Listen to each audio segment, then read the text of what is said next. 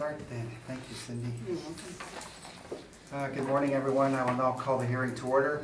I would like to begin by acknowledging that we are in Treaty 1 territory and the traditional homeland of the Métis Nation. This morning, my name is Robert Hutchings. I'll be chairing. On my direct left is Ms. McFadden. On my far left is Ms. Gifford.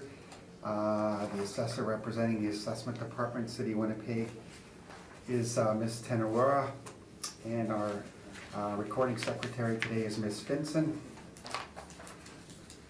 We will be hearing applications for revision of the assessment roll in accordance with the Municipal Assessment Act.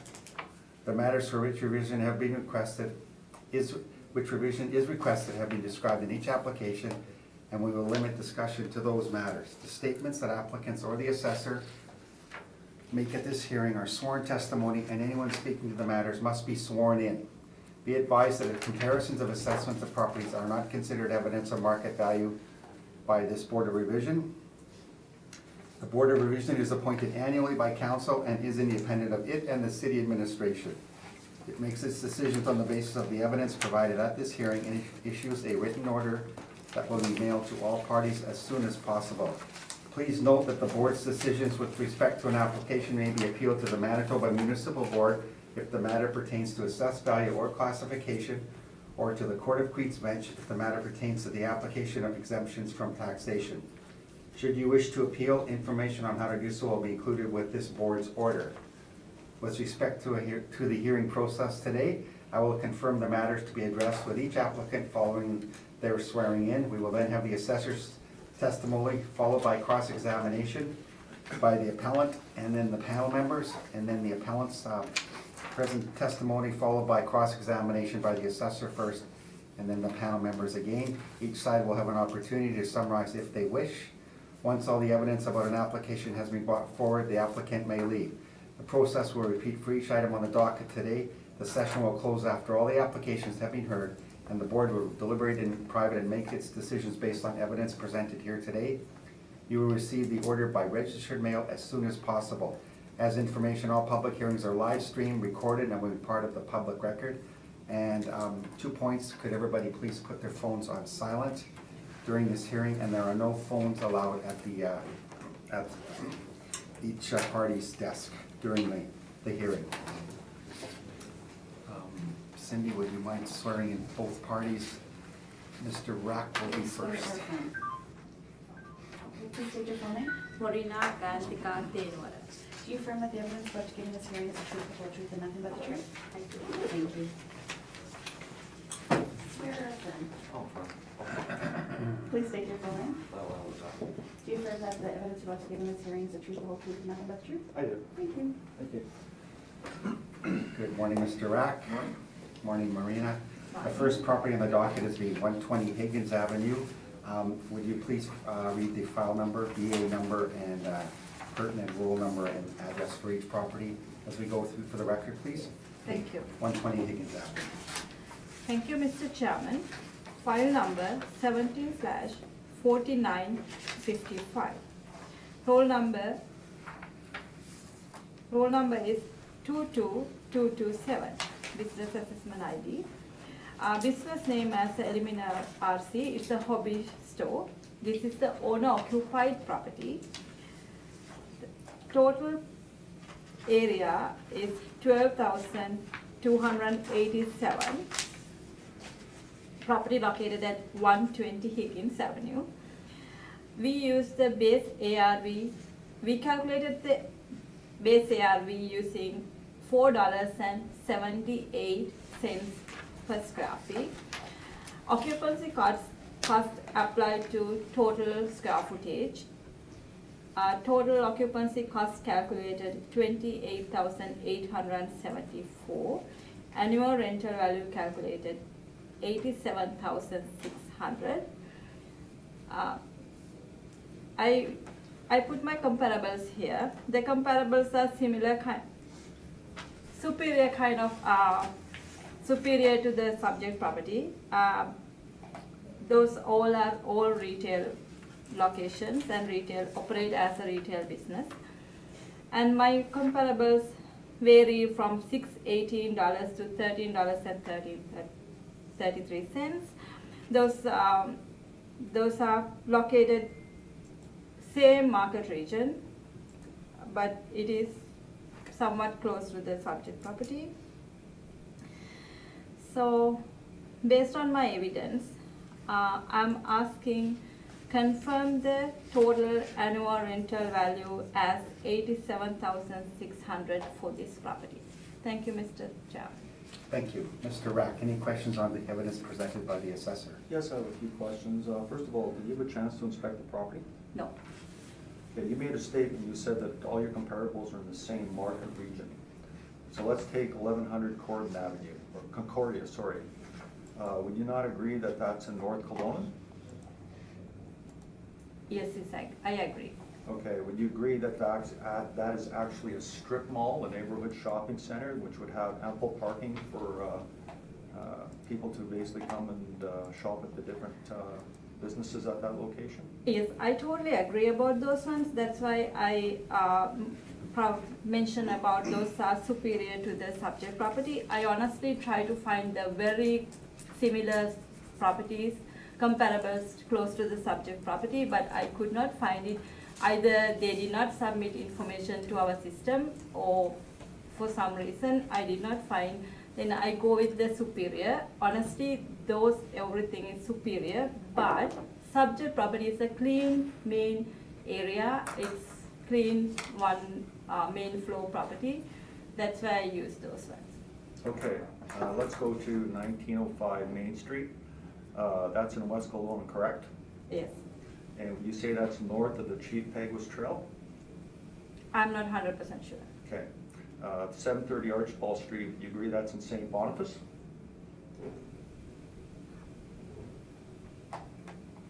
It is in Manifest, but I wanted to tell about this is in market region, but Okay, let's go to 930 Nairn Avenue. That is also a neighborhood shopping center which would have parking for Yes. customers, Yes. correct? Okay, so you made the statement that everything that you used as comparables in this are in the same market region. So today, you actually have no comparables downtown around the subject property, correct? close to the Higgins, no. Okay, that's all my questions, Mr. Chairman. Thank you, Mr. Rack. Susan, any questions of the assessor? No questions. Thank you. Linda, any questions? So you're telling us, though, that you took the differences between these comparables and you provided a lower base rent to the property on that basis? Is that what you're saying? Yeah, because it said originally calculated using the lower base rent, $4.78. But honestly, I try to find the comparables retail, but I find industrial properties, but I did not use classified as industrial properties to compare with these properties. Okay, thank you. Thank you. My only question is, the base ARV of 478, is that model driven? Yes, Okay. that's right. Thank you very much. This is owner-occupied property. Owner occupied, yes, yeah, I think you stated that right, okay. That's my only question. Mr. Rack, when you are ready, please. Thank you, Mr. Chairman. First of all, when you're comparing properties, the use is retail. You have to compare, if you're using comparables, you can't use neighborhood shopping centers to compare to an industrial property. Use does not drive value. Neighborhood shopping center is going to have more value to it because there's parking for customers. In this case, you can look at my front cover of my brief. This is 120 Higgins Avenue. It is an industrial property. It was built in 1938. Those windows in the front are the only windows in the building, unlike a shopping center, neighborhood shopping center. To the left is the King's Hotel, and to the right, you can just see on the very edge, it's actually right beside the Disraeli Freeway. So the location of that property is not great or nowhere near that could be used as a comparable. None of the comparables would be similar to this property. As you see, the middle picture is the inside of the store, which is an industrial building. The bottom picture, you'll see that actually the heating is an industrial heater that hangs from the ceiling, which shows that it's quite an old building and an industrial building. If you turn to the next page, you'll see the comparables on the top there are all from similar properties that I've had an appeal downtown. And these are all comparables that the assessor and different appeals have presented to the board. And you'll see that 975 Main Street is $330 a square foot, and you'll see that the ages of the buildings are quite comparable to the subject property. So you're getting Mulvey, you're getting Adelaide, which is across from Red River Community College downtown. 970 Main Street is approximately around Selkirk. Mulvey is just off Osborne. William is around Red River Community College. Red 62 Albert is right in the Old Market Square. 430 Selkirk is around Flora. And then you've got asking rents of 244 and 246 Jarvis, which is a warehouse. These properties are all ranging, they're all retail properties. They range from a low of 280 up to a high of 386, or lowest of 272. Actually, I think in my opinion, the best comparable is the 975 Main Street, because where it's located has similar access to parking on the street as the subject property. I would say it's probably a better location. It is a better building because it has it doesn't have a lot of windows in it, but it has an awful lot of glass block across the front. So I would say that was probably the best comparable, and I'm using that to determine the A or B for the subject property. Again, using the 12,287 square feet, using that rent, which is $330 a square foot, plus all the utilities, and rounding it, I get $69,420 annual rental value. You'll see the average of the 7 properties that I've presented, which are all downtown and actually quite close to the subject within blocks. Basically, that average is $3.39. I think it's quite applicable to use the rent at $330 from the 975 Main Street property. I'm asking the board to reduce the value to $69,420. Thank you, Mr. Chairman. Thank you, Mr. Rath. Marina, any questions of the appellant? Thank you, Mr. Chairman. I do have some questions. Mr. Clark, you mentioned this is the industrial warehouse, right? That's correct. But we are here to discuss about the retail properties. But I did not see any classification or anything appeal for this property for 2018 appeal. Is that right? It is an industrial property. The property use code is retail, meaning it's being used as retail, but it is an industrial property. You can use you can take a strip mall property and use it for I any understand use. that. So it is an industrial property, that's what it is. Yeah, I understand that, but then we need to hear under the industrial property, but I did not see any appeal for classification. That's what I mentioned. But the next question, 975 Main Street, which is the best comparable, as you mentioned, what kind of use in that? It's a retail use for plumbing and heating. It's called tradesman. Pardon me? It's used for retail. Okay, used for retail, Yes. okay. Do you know property classification for Can I stop 975? both parties, please? It's my understanding that we're not going to be mentioning any owner names Okay. in the hearing. Yeah. Sorry. Okay, no problem, Mr. Rath. No. Thank you. Yeah, thank you. What do you know about the 975 classification for the property? Is it industrial classified or the retail? What type of property it is? Yeah. Use as a retail, I understand. Yes, it's used for retail. Use for retail. Yes, Okay. that's a property use code. It's used for retail.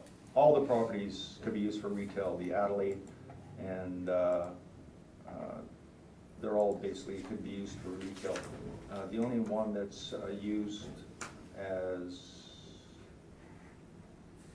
is the 430 Celtic is actually a combination of retail and a warehouse.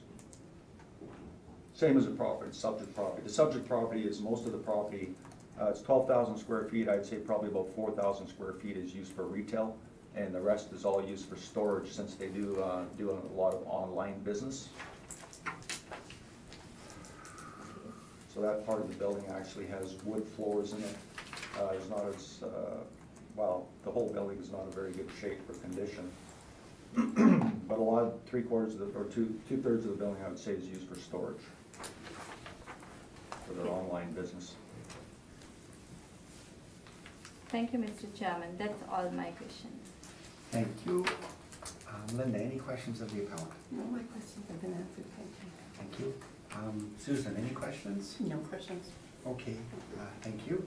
I'm gonna ask the assessor a question arising. Marina, would you have I think the appellant said the age was 1938 on the building. Do you know if there's an effective year applied to this building? Would you know what the age is? You don't know. I can't remember. Okay, no I can problem. probably answer that. It's still 1938. There's been no money put into renovating that building. Well, that is my question. When we look at the page one of your brief, Mr. Rackett, to me, it doesn't look like a 1938 building from the outside. Well, the facade has had some aluminum put on the top, but, Okay. I mean, you can see inside the middle picture. I mean, those ballasts don't even have covers on them. Those are just fluorescent tubes. Okay, You can see in the bottom picture that the heating system actually hangs from the ceiling like an industrial building. so I assume you've visited this property?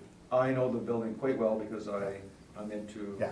helicopters, so Okay. I've been there for years. Yes. So in your opinion, do you think 1938 is an accurate age? Oh, very accurate. In fact, the building has actually had a lot of damage due to it, that there's actually, I won't say who the lawyer is, but they're taking the city, and they have been in a court fight battle because the Israeli freeway was built so close to it that pounding in the piles for the freeway has actually made the floor kind of like heave in different places. Yeah. And it does have, because it's slab, it does have some foundation damage because of the piles being driven right next door to it, Yeah, shaking of the ground for days, so it does even have damage in that respect. okay. Now I'm going to go to page 2 of your presentation, and I'm looking at your comparables. Yes. And the first one, 975 Main Street, that lease would, I guess, is actually expired? Yep, Yeah, I mean, I think you mentioned these came from assessor's briefs that That's you pulled correct. them from. That's an old lease, ended in 2015. Any idea if it was released or? I don't have that information, that's what the assessor provided in his brief. Okay. Yeah. Again, 125 Adelaide, I guess that's barely in effect. And 312 William, near the expiring 2, okay. So I'm looking at the larger properties. It would have been 421 Mulvey, it's at 430, 344. Yeah, I mean, if you're looking at economies of scale, you'd Yeah. think that you might get a little bit of a break. I mean, on industrial properties like this, you don't get much of a break from economies of scale, but, okay, I think they're in the ballpark. all right. But you seem to have put quite a bit of weight on that 975 Main, but I think you analyzed all of them when you. Yes, I did. I think the Main Street one is better because there's, around Selkirk Avenue, you can pretty well park on the street anytime, where some of the other properties might have a harder time parking, and it's free parking. It's quite close to the subject property. When you go down Higgins to Main and hang a right, and it's right there. Yeah. It is a superior building. It's a brick building. Like I said, it's got a lot of glass block on the front. It doesn't have a lot of windows, but it does have a lot of glass block. So unlike the subject property that has those 4 windows, and that's basically all there is. Okay. All right, that is my questions. Marina, any requirement for a summary? No, thank you. Okay, Mr. Rocky. All right, leave it with us. Thank you. Here for us in a couple of weeks. That concludes 120 Higgins Avenue. And Mr. DuPont, you are up next, please.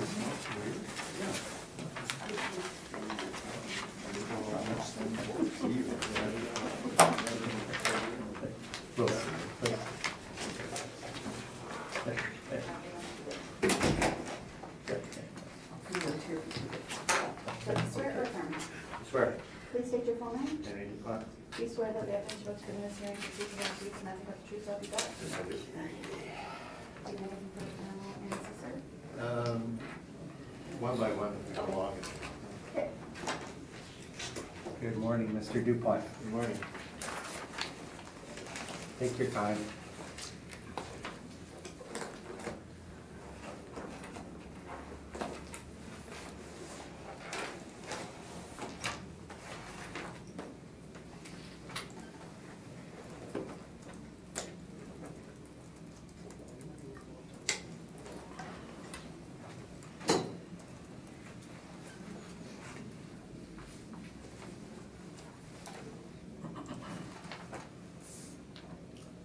We are gonna start with 1300 Portage Avenue, Mr. Dupont.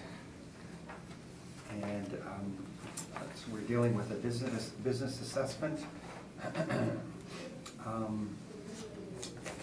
I note that there is a recommendation to revise the assessment. Mr. Dupont, are you aware of that? Have you looked at it at all? Yes, I am, and I'm in agreement. Okay, for the record, I'm gonna have Marina read out the pertinent details and the new value and the reason why you made that adjustment, please. Sure, thank you. Thank you, Mr. Chairman. File number 17-5276. Property address 1300 Portage Avenue, business assessment ID 25413. Property owner is Advanced TV and Car Radio Center Limited.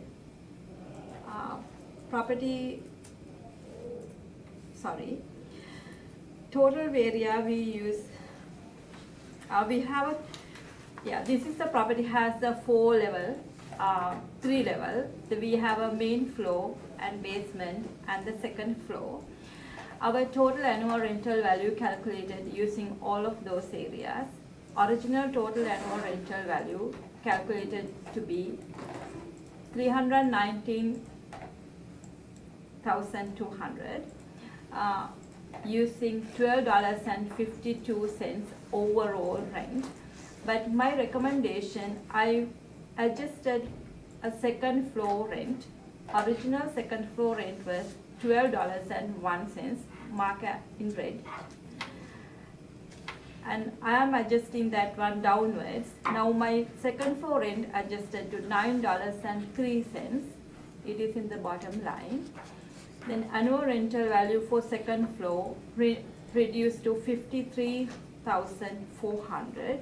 Using that $53,400 and not changing other annual rental values, my total annual rental value calculated to be $305,202. 208? $305,208. Sorry. Thank you, Okay. Mr. Chairman. Okay, Marina, we would require a number that's divisible by 12. Oh, yeah, And ending in sorry. 0, that's okay. I think we need to 305. I think 220. But I believe it has to end in 0 also. 220. 220. Okay, 305, 220. 220, okay? I'm sorry about that. I That's forgot about okay. the rounding. No, that's all right. Mr. Dupont, are you in agreement with that? Yes, I am. Okay, so the value of $305,220 reflecting an adjustment in second floor base ARV equals $305,220. Mr. Dupont accepts that. Thank you very much. That concludes 1300 Portage Avenue.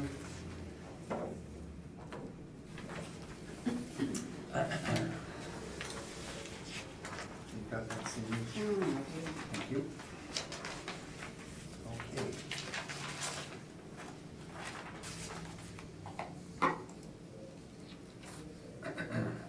Next property on the docket, 1330 Portage Avenue. Ms. Tanawara, when you're ready, please. Thank you, Mr. Chairman. Property address is 1330 Portage Avenue. File number is 17-5662. Business ID is 25422. This is St. John's Music Limited. Property has 2 levels. We use the 2 level, our main floor and second floor. Our overall ARV per square feet, we use $12.54. Our original value calculated $176,760, and we had this property at the hearing for the realty, and our value, we only use first 2 floor, main floor and second floor for the calculation. I'm asking to confirm the value as it is, 176,760. Thank you, Mr. Chairman. Thank you. Mr. Dupont, any questions of the assessor? No questions. Thank you. Susan, any questions of the assessor? What's the age of the building? I'm sorry. 1965. And construction, material? 1965. No, the material? Is it brick construction? I'm not 100% sure. Okay. I did not check those information for BA. And exactly where is it located between, I'm just trying to orient myself as to where it is. Do you know what the side streets are? Just before Delaware Road. Just before? I'm not really good. I know the location. I've been to many times. I don't know the exact side street to mention. Okay. All right, thank you. That's my Thank you. questions. Thank you, Susan. Linda, any questions? No, I have no further questions. Okay, thank you. Ms. Tanawara, I get the blended rate at $10.19 a square foot? That's right. Okay. And you mentioned the 2018 Realty Board revision. Yeah, we hearing. have this one, and it's kind of from the Alters Group. They accept our recommendation using the same rates, $11.11 and $8.45. I think agent requested $10 per square feet, but before the hearing, we make agreement for Okay. those ones. Okay, so It's, yeah, to summarize, you made a recommendation to use the blended rate of realty level, Realty, 2018 2018 realty Board revision level. Yeah, Realty. realty Made a level. recommendation at that blended Uh, 1019. No, it's not blended. We use the main floor as $11.11 and second floor $8.45, the same rate, but the little bit of adjustment of cap rate. That's how we settle at the realty level. Okay. But using same rate, Okay. it's a blended right now, $10.19 So the rate was, but we've got an adjustment in a cap rate. for in the next- realty Okay. level. And I think Mr. Dupont in that not going to contest this property. Yeah, I could save time maybe by Okay. saying ahead of time. I'm requesting confirmation Oh, okay. because we appeal to the municipal board, so we do not get anything at the realty hearing. Okay, fair enough. So we got a pending municipal board, and you're requesting confirmation at $176,760. That's right. Okay, thank you. I have another one like that, so maybe I could tell the board ahead of time. Yeah, maybe before, when I start, Mr. Right. Dupont, just let me know, that's great. Okay, so that concludes 1330 Portage Avenue. Next property on the docket is 661 Wall Street. We're dealing with the business assessment, and I note there's a recommendation on the property. Marina, when you're ready, please, 661 Wall. Thank you, Mr. Chairman. File number is 17/5245. Address 661 Wall Street. Business ID 40330. Property owned by Long Holdings Inc. Business name is Long and McQuaid Musical Instruments. Property premise area is 12,267. Base ARV calculated using $11.21. As in the realty level, we made a recommendation to reduce to base ARV to $10.25. I'm following the same recommendation as we made to the realty level. Now, new annual rental value calculated to be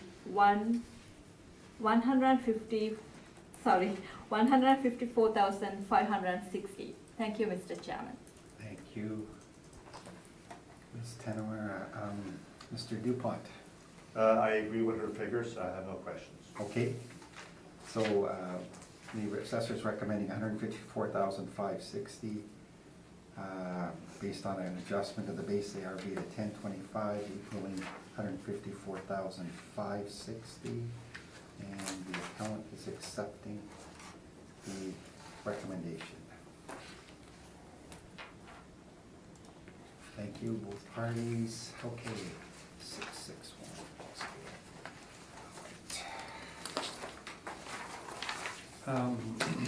Next property on the docket is 115 Maryland. Thank you, Mr. Chairman. File number 17/5576, address 115 Maryland Street, business ID 2293, business name AM Food Fair. Permit area is 6,200. We calculated base ARV using $9.32 per square feet. Heating, electricity, water and air conditioning, all occupancy cost applied to total square footage. Annual rental value calculated to $72,360. I put some comparables. Comparables are similar type of operation.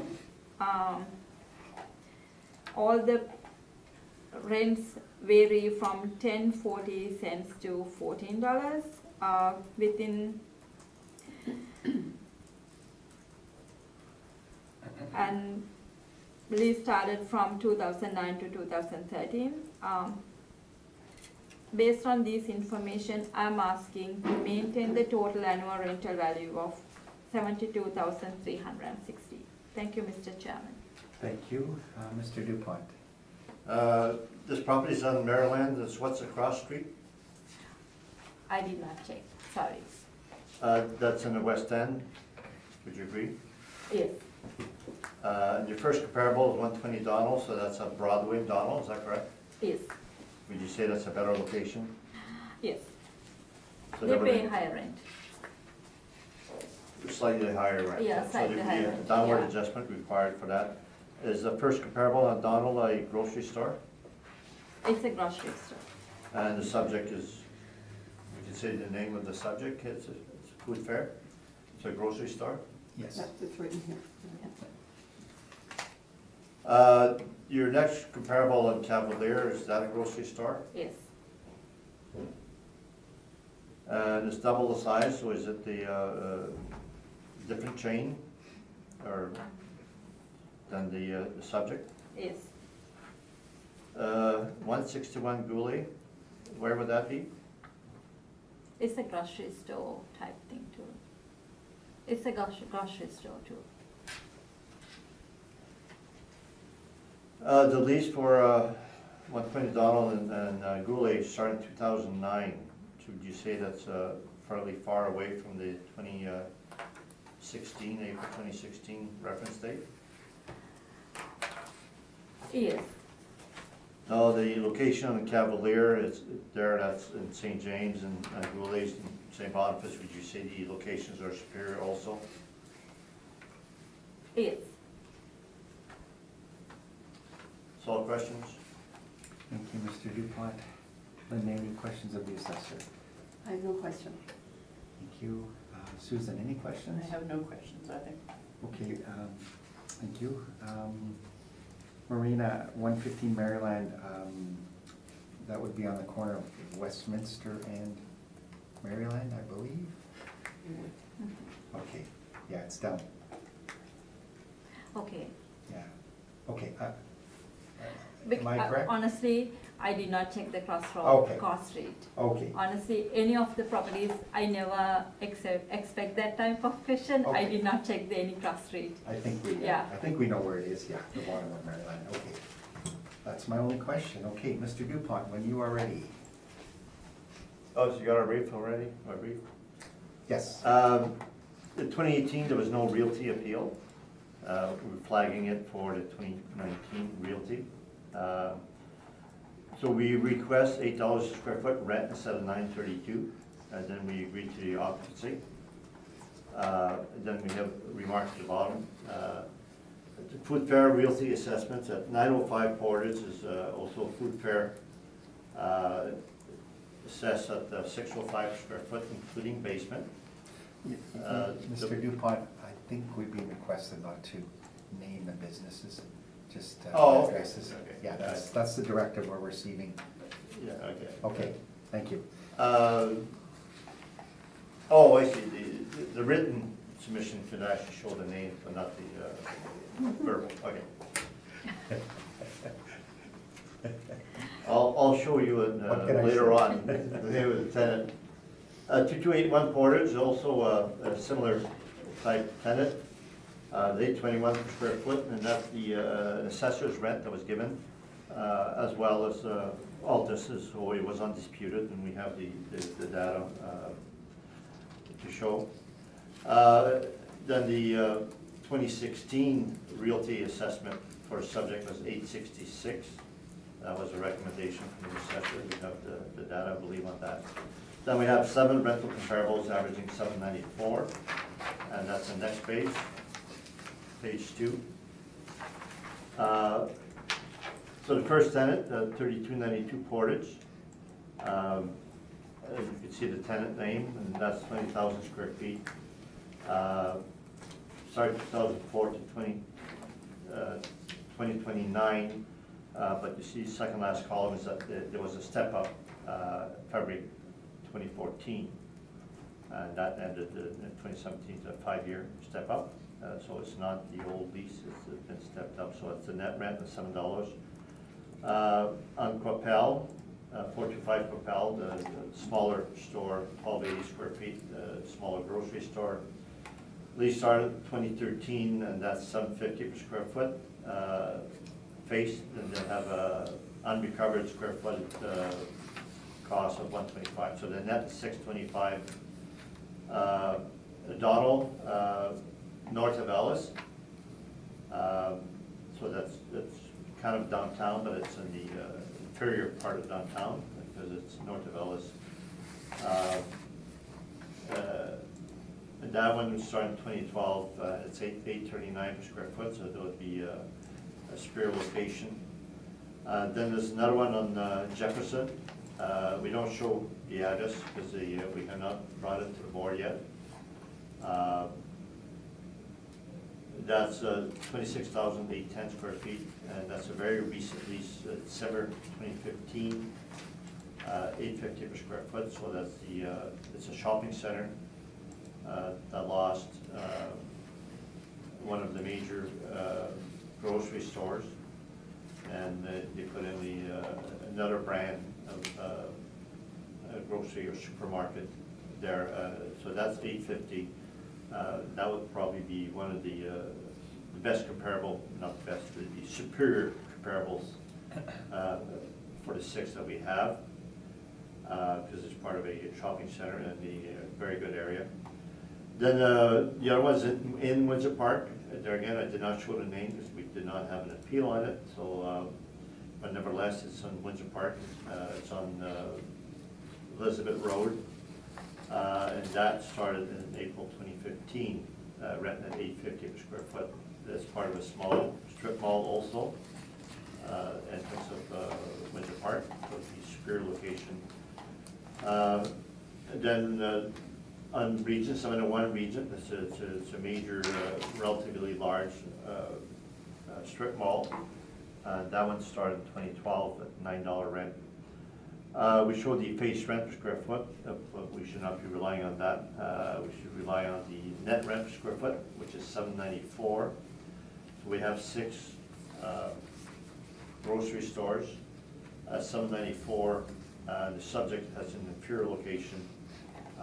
So the fact that we're asking for $8 per square foot is very well supported. Actually, we should be, from that alone, we should be asking for less than $8. Now, we asked for 8 because we take in mind that the subject 2016 realty was 866 recommendation by the assessor, and we had accepted at that time.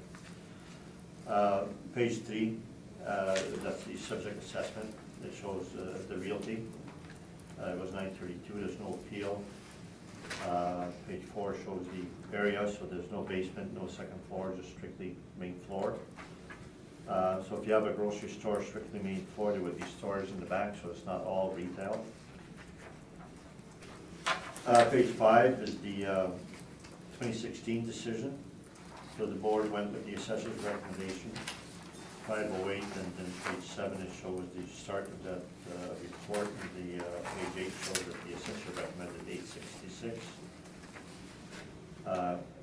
Rent, on page 9, the actual rent, original rent the assessor had was 822. What they did to reduce the assessment, they went to a 5% vacancy, and the original was 2%. Because the assessor had the policy of using 5% for grocery stores, and this was a lower quality or smaller grocery store, so they raised the vacancy but increased the rent to offset that. Honestly, can I make a little objection there? Because actually that's not we did in that time. It's a different story there. I think it's a misrepresentation what we done in 2016. But I honestly, Okay, I wanted to object for that. So it will be, because I know it's, once we go to 2016, I'm different agent, we did represent the property differently. Yeah, not just a vacancy rate or anything like that. So the store is still the same, because you're saying it was just different? I can tell the truth, the thing I know, because I was the assessor at that time, because this property originally classified as a warehouse. This is not a warehouse, this is a retail business. Oh, That's okay. why we changed the classification from Oh. retail warehouse to retail store. Okay. Then all the parameters change, Right. align with the retail warehouse and retail store. That's why rent changed $8.22 to $8.66, Oh. and applied the retail cap rate and retail, all the retail parameters, because this is true retail store than the warehouse. Okay. So, Mr. Dupont, in the assessor's recollection, I guess you were the assessor that dealt with it, I guess they corrected the parcel use code or classification, and that resulted in a new model driving a different value. Well, page 9 shows the original assessment, and you see right on top there where this box says store, and it says supermarket. So it was originally assessed as a supermarket. And on page 8, with the recommendation, they assessed it as retail. I don't think it had warehouse before, it was store, Yeah, okay. changed to retail. Well, I think we've got the value established at 866 in the recommendation. Yeah, it was a Yeah. recommendation, and Yeah. the board accepted that. Okay, On page 10, 905 Portage, and that's the board order in that one, so that's one of the comparables that I had. At page 12,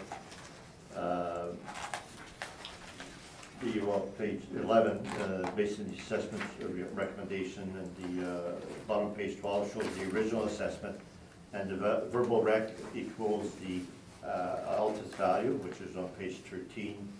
And we were asking for $10 rent, main floor, basement 2, mezzanine 8, 605, all told, and page 14 shows that worked out to 1058, and that's what the assessor had recommended, so it was recommended that the assessor's Altus rents. And page 15 is the 2281 Portage Avenue. The rent that the assessor was giving was $821 per square foot. Page 16 is that the Altus also had $821 per square foot there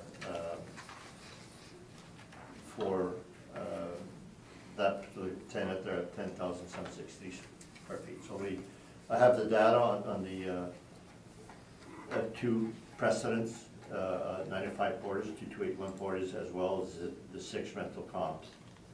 That does not support 932. 932 is on the high side, and $8 is well supported by these other properties. Either the comparables or two precedents, which would indicate less if we would be going for an adjustment for location. Thank you. Thank you, Mr. Dupont. Marina, any questions of the appellant? Okay, thank you, Mr. Chairman. Mr. Dupont, page number 1, 905 Portage Avenue, $6.05. Is it lease information? Is this the latest? No, lease information. Is there any lease in place for this 605? No, that's the owner occupied property. And this is from the decision of the board. Okay. That means this is a table-driven rent. It means what? This is a table-driven rent from the assessment department, 605. It's a recommendation of the assessor at the board at Altus Rents. Okay. Okay, and the same for 2281 Portage Avenue, 821. Is it the rental information or the That was the recommendation? undisputed rent at the board of revision. 821 was undisputed rent. Okay, that from our recommendation. No,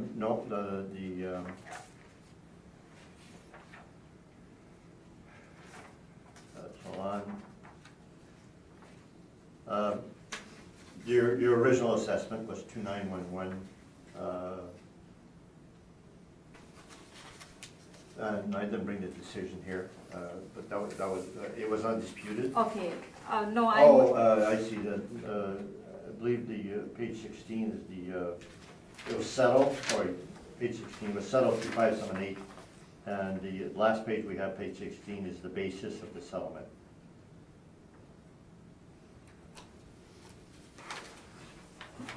Okay, my question is, those are not lease agreement between parties. This is not the lease agreement data. This is kind of rents we discussed at the hearing or rent we negotiated at the hearing or before the hearing. Is that correct? There was a settlement, which is a 15-1, meaning there was no hearing. Okay, The assessor's original report was 2,911,000, and we settled 2,578. And the rent for the grocery store was 821. That's per the assessor and undisputed by Altus. okay. No, I got it. Thank you. Then the other question, if I move to page number 2,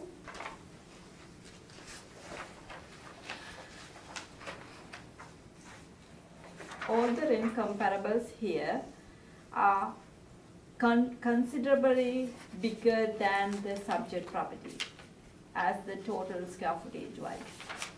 Subject property is 6,200 square footage. Then here, except the Kupel Street, all the other ones are considerably bigger floor area. I believe two of your comparables were 12,000 and 14,000, so my comparables are in line with yours also. Okay. And the Kupel Street, the grocery store is a really small retail business. Is it right?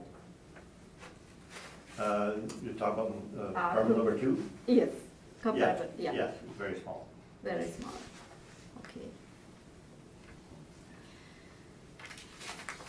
And that's all my questions, Mr. Chairman. Thank you, Marina. Linda, any questions of the appellant? Just so I'm clear, the rent that you're proposing this year for this particular one is $8, and that's less than the 2016 that was agreed upon, correct? Right, 2016, though, they had a 9% cap rate, 5% vacancy. So when we agreed to total value, we're not necessarily agreeing to a rent per se. Is that it had also a benefit of a high cap rate and vacancy.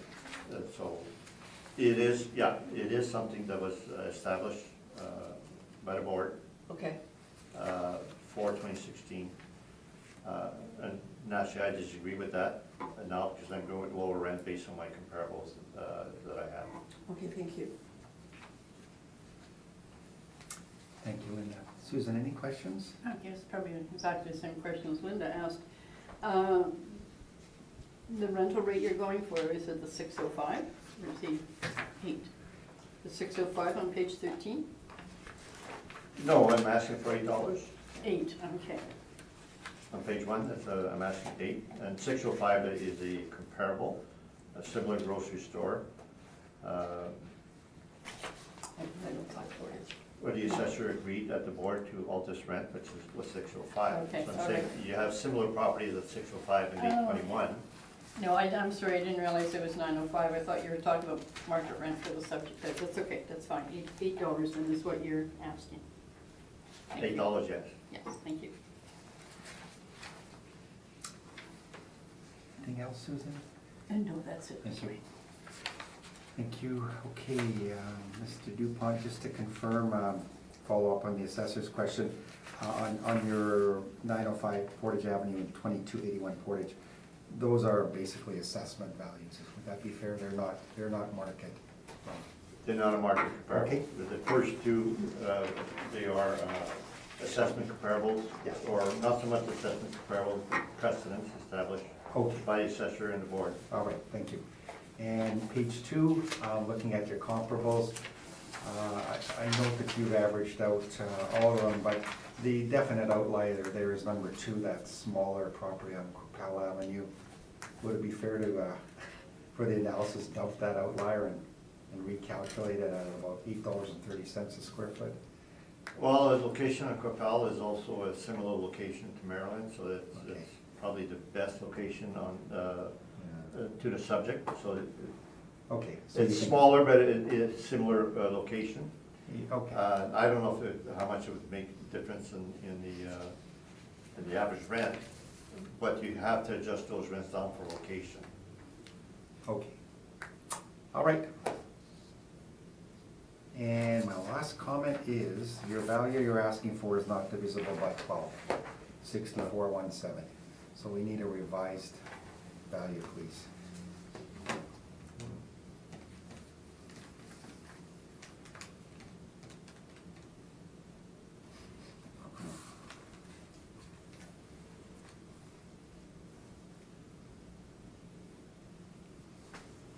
Not too sure how to do that. Oh, okay.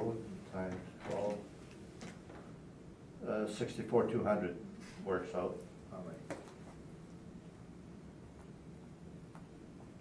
Perfect, 64,200 is your revised request based on $8 a square foot. All right. Marina, any summary required? No, thank Mr. Dupont? Okay, good. That concludes 115 Maryland Street.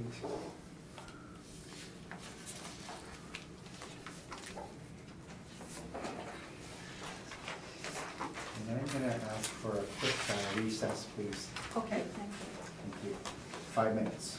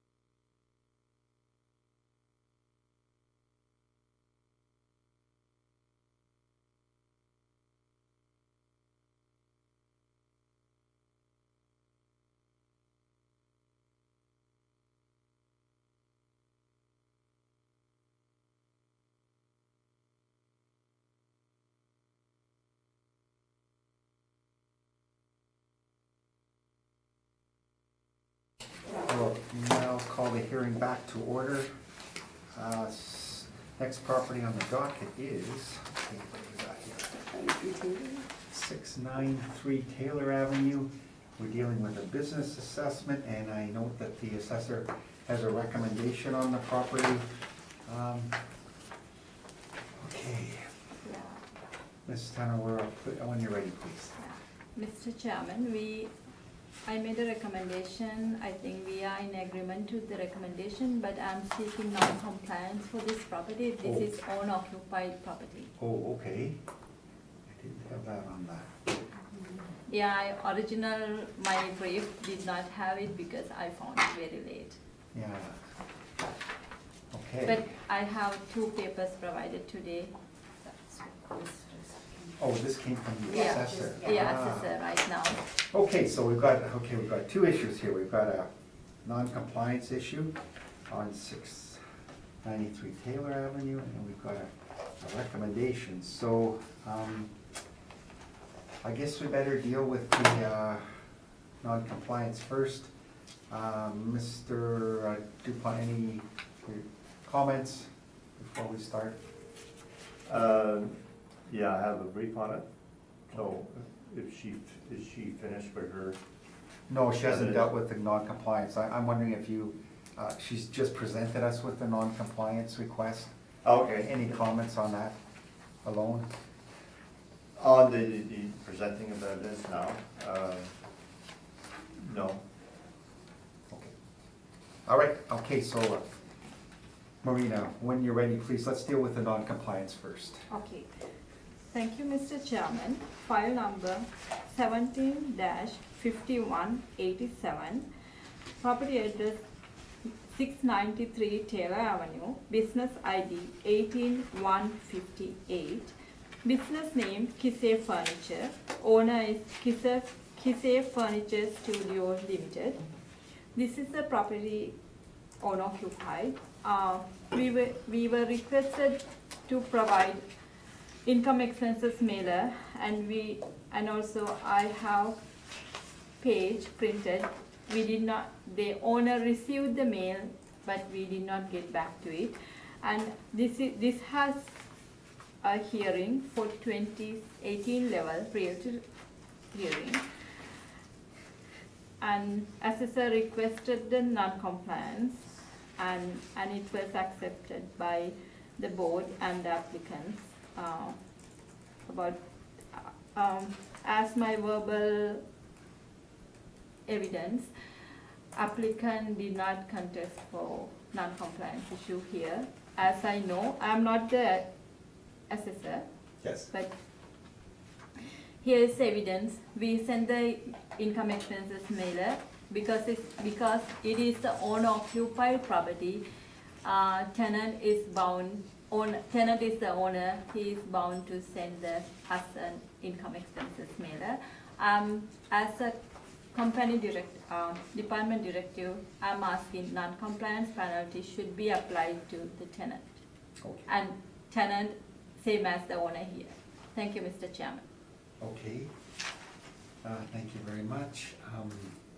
Mr. Dupont, any questions of the non-compliance issue? Yes, so the decision of the board shows that the realty is in the name of another company, T45, et cetera, Manitoba Limited, is that correct?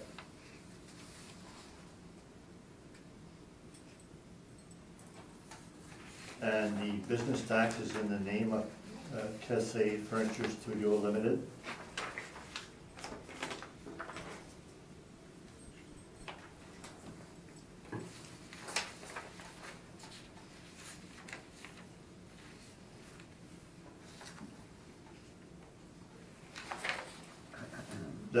That's correct? Right. Yeah. So it's 2 different owners, and then in the middle of the page of your report says owner occupied, and you say no. Yes, I just noticed that, yeah. But to me, honestly, until last minute, I did not catch this error. Last evening, I found it, this is owner-occupied property, then I wanted to, I'm not strongly ready to contest. I don't have much information here. Okay. That's my honest opinion. All right. I miss it. totally, and I found it last minute Okay. yesterday. All right. Mr. Dupont, any questions, other questions? So you don't have the owner of the KC Furniture Studio Because- or the owners of the number company? Honestly, I did not get a chance to run the company search to prove these ones. Okay, That's all the questions I have on that. all right. Linda, any questions of either party before we recess for a decision? No. If you're gonna make a presentation.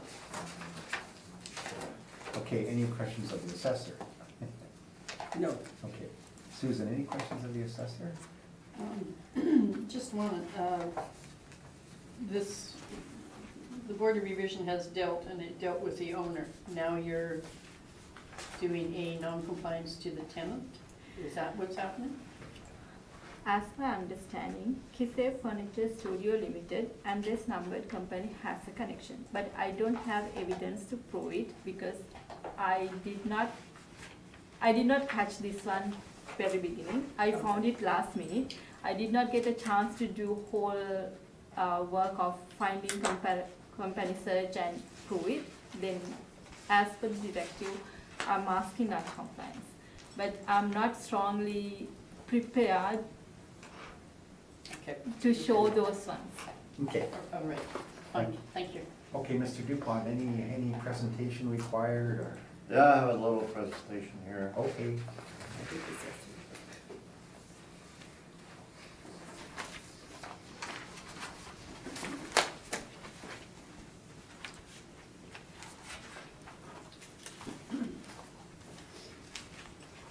Thank you. Okay, Mr. Dupont, when you're ready. So the first page, or page 2, in the introduction, we give 4 reasons why it should not apply. These such as asking for penalties under 53.3 and 54.3.2 of the Municipal Assessment Act. And 2, for reasons said below, we say these sections have no application to the 2018 Winnipeg Business Assessment Appeals. Further, even if there were, it would be a double penalty because they would be, they were penalized for the realty. Now they would be penalized again for the business assessment. And we, fourthly, we say it would be inequitable. It would not be fair. It's not consistent. So page 3. No, sections of Municipal Assessment Act, after the first paragraph, section 3 of that says, it says in MAA, which is Municipal Assessment Act, sections 8, 28, 30, 34 do not apply to the city of Winnipeg, and these sections are here. 8 doesn't have to do with business assessment. 28, bylaw for business assessments. For purposes of business, that a council by bylaw may provide for business assessment. In accordance with this act, but the city did not go in accordance with this act. 29, levy of business taxes by council, where the council has gone under section 28, they can have business tax, but the city did not go according to under 28. Page 30, business tax exemptions, it shows what's being exempted. That's page 4 of our presentation. The point number 6, the legislative authority creating business assessment, imposing business taxes, but the city of Winnipeg is not found in the Municipal Assessment Act. Rather, it's found in the charter, which provides as follows. The Municipal Act applies 316.1, which is the charter, City of Winnipeg Charter. Provision of Municipal Assessment Act, and it's those sections, section 3 and 17, 15, and 16, apply to business assessment in the city. All business be assessed based on 316.2.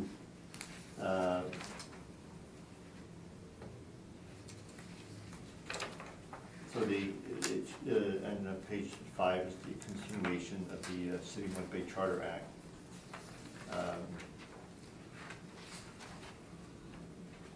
Page 7, so it's shown legislative authority for business assessment and business taxes is found in the charter alone, the City of Winnipeg Charter, not in the Municipal Assessment Act.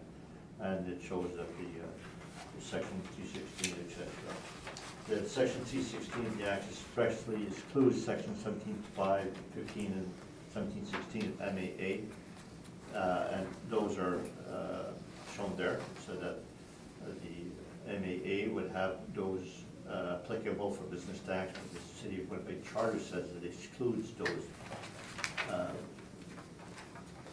two clauses from the MAA. So therefore, the business tax is not done in the same legislation. And the penalty is in the MAA. There's no penalty in the charter. So page 6, point number 8, there's no provision for request of application of penalties in connection with the Winnipeg Business Assessment in the charter. The MAA provides for application of penalties, and this is relating to realty assessments created under Part 5 of the MAA. And there's no corresponding provisions in the charter providing similar requests relating to Winnipeg Business Assessments. And then if we go to 54, 2.2 of MAA, it talks about the assessor may request questionnaires at 16.2 for things that may affect the value of the property, not the annual rental value of the property.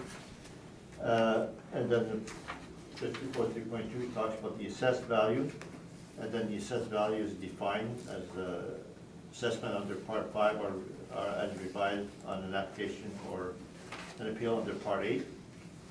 And then value is defined there, the amount that the property might reasonably be expected to be realized if sold in the open market. So you're talking about realty there, because you don't sell leasehold interests. So the page 7, point number 10 is that so the City of Winnipeg Business Assessment is specifically excluded, Part 5 of the MAA.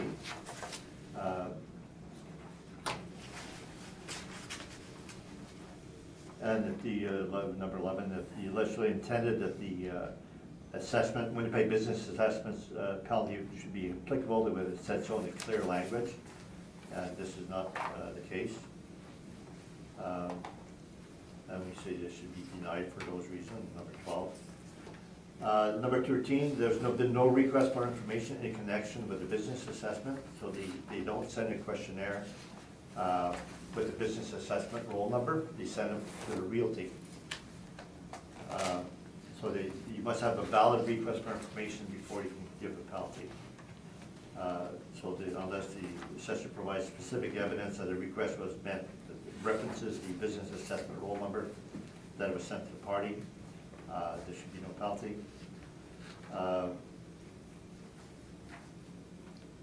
So the number 14, so it's entirely separate and distinct with the two acts, the Municipal Assessment Act and the Charter of Winnipeg. And the realty and business assessment are distinct and separate also.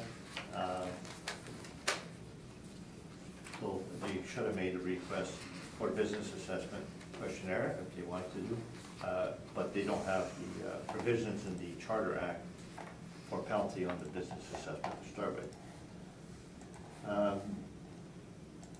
And then page 5 is the duty for fair and equity with business assessments. We quote Supreme Court of Canada. And then page 18, if they would do as they say, it would be imposing the penalty twice on the same omission. So it's one omission for the realty questionnaire, and now they would seek it the second time, the second penalty. And then naturally, if you have a shopping center with arm's length tenants, they would not be charging the tenant for the fault of the owner. So the assessor position, they only do that for owner occupied spaces. They don't enforce that penalty for arm's length tenants. So that part is unfair.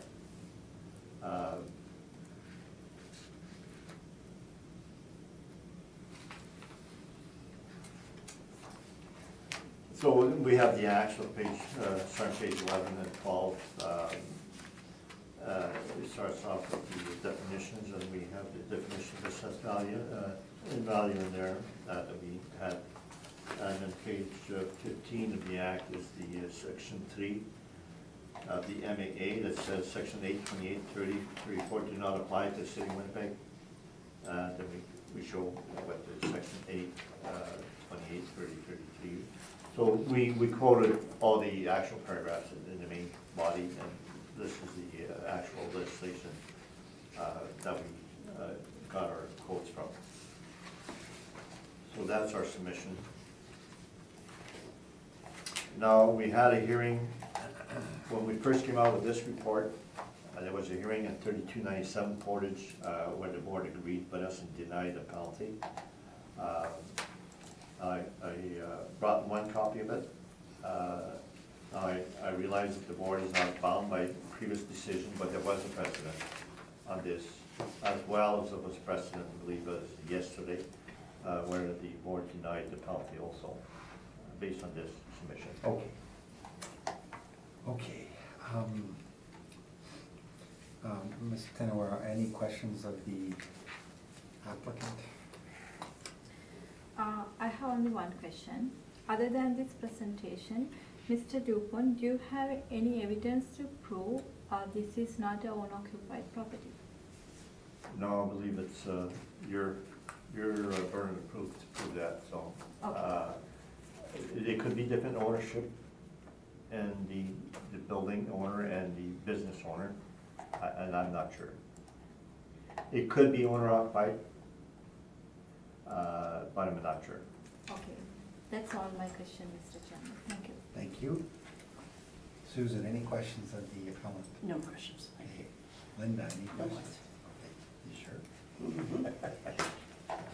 sure? Okay, and my question, my follow-up question is, so Mr. Dupont, you're not sure if this is owner occupied. You dealt with two different names, with the realty and the business assessment were Right, sent to. so I believe the assessor should have got the corporation's status of corporation that they file every year to show who the owners are and the address of service, et cetera. So hypothetically, no, sorry, if it was owner occupied, then I'm not saying that this is gonna affect our decision, I'm just asking theoretically, would you still present the same argument? Yes, this is based on Okay. being owner occupied. I'm saying this case is not proven it's owner occupied. Okay, okay, And the main argument is that there's no penalties available for business assessment. Yes. They're from two different acts to start with. okay. And the act that the business assessment was created, the Charter of the City of Winnipeg does not allow for penalty. My second question would be, do you think there was an intent there to assume that the MMA was relevant in this situation? Maybe that's not fair. I don't think it's. Well, no, the assessor. No, there's always intent, right, so. The assessor's That's relying to on the section legislature. 16.1 of the MAA, Yeah. which is the penalty. The reason I ask, it's an interesting topic, you know, and just Right. asking for your opinion, I just have a quick follow-up. of course. Yeah, but I'll leave it at that, okay, thanks, Henry. Your position, however, based on this, is that there's no authority to do it, whether it's owner occupied or not, there is not authority, That's right, correct? so there are two different acts. Yeah. There's no penalty in the Charter of Winnipeg Act where the business assessment was created. Right. And on top of that, the position of your thing is that it's manifestly unfair Right, to do it for the owner occupied and not for the tenant occupied, right. correct? Okay, thank you, And it's double penalty, that's part of the unfairness too. correct. Thank you. Okay. We have No, to- I won't say anything. Yeah. I was gonna make one work on that. I could see your mind working. Yeah, I was gonna say, if they had submitted the INE, then we wouldn't be dealing with, well, we still would, on the principle of that that's not allowed, in your opinion, but anyway, yeah, okay. All right, so you know what, we're gonna take a recess to discuss both presentations on the non-compliance, and could I ask you both to leave the room, please? Thank you, thank you.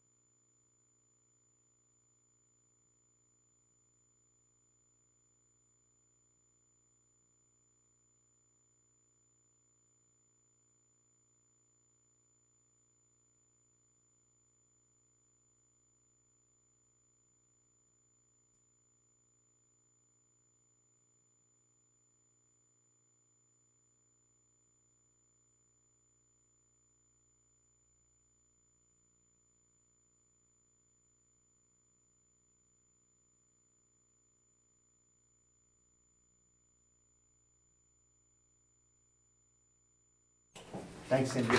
I'll now call the hearing back to order. Thank you both parties for giving us a moment to discuss the arguments presented by both parties. Cindy, do you have a copy I of do. this? Okay, thank you. Okay, the panel has discussed both presentations, and we are not going to grant the request for non-compliance at this time, okay? Now, going back to the VA side of it, we do have a 693 Taylor Avenue. We do have a recommendation. Ms. Tenowera, would you mind going through that? And I'm not sure, Mr. Dupont, if you're in agreement or not, or seen it, and, I believe she's gonna revise her recommendation. oh, okay, Yeah. okay, there we go. When you're ready, please. And I'll be accepting the revise, and we agree verbally. Okay, all right. Thank you, Mr. Chairman. File number 17-5187, property address 693 Taylor Avenue, business ID 18158, business name Kisei Furniture. We have two premises for this property. The original ARV calculated using $13.10. Total premise area is 31,786 square feet. Once we reviewed the property, we found the main area, which is 26,036 square footage, is not accurate, and I made a correction to the total area. The back of the page shows the correct area of 25,760. Based on that correction and based on the recommendation at the hearing, the rental rates applied same as the realty hearing. As per the assessor's recommendation, I am following the same rental rates to the BA. New annual rental value calculated 376,140. Thank you, Mr. Chairman. 376,140. Okay, Mr. Dupont. I understand you're in agreement with that? Yeah, I agree with that. Okay. All right, so accepted at $376,140 based on a corrected premise area. And the And- realty recommendation Yes. from. Okay.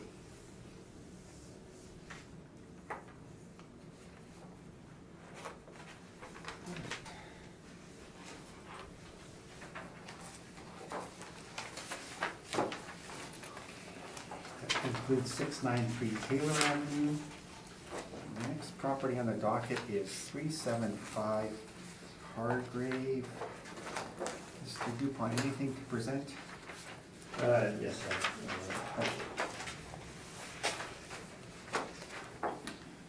Marina, just bear with us 1 second Oh, before no we begin, problem. we'll get Yeah, organized no, here. no, take your time. Okay.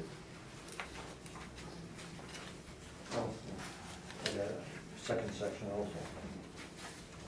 Let me see which one's my copy. Okay. Thank you.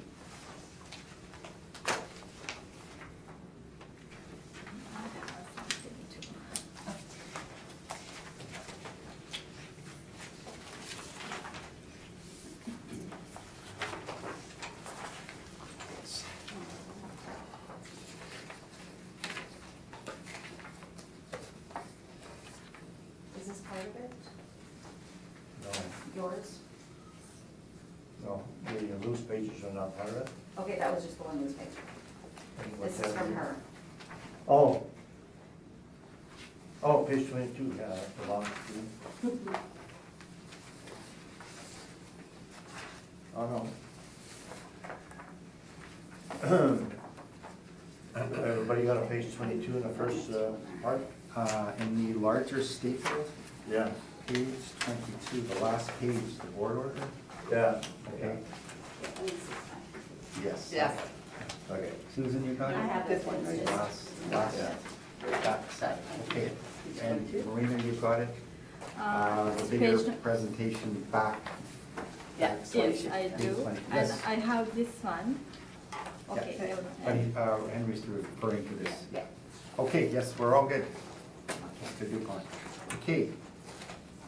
Ms. Tenwara, when you're ready, 375 Hargrave Street, please. Thank you, Mr. Chairman. File number 17-5754. Address 375 Hargrave Street. Business name Harley Quinn Costumes Corporation.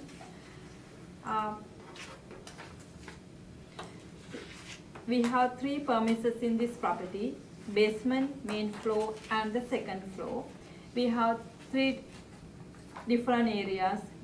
Basement floor area is 4,800, main floor is 5,430, and second floor also the 5,430. We use the different rates for the areas, but overall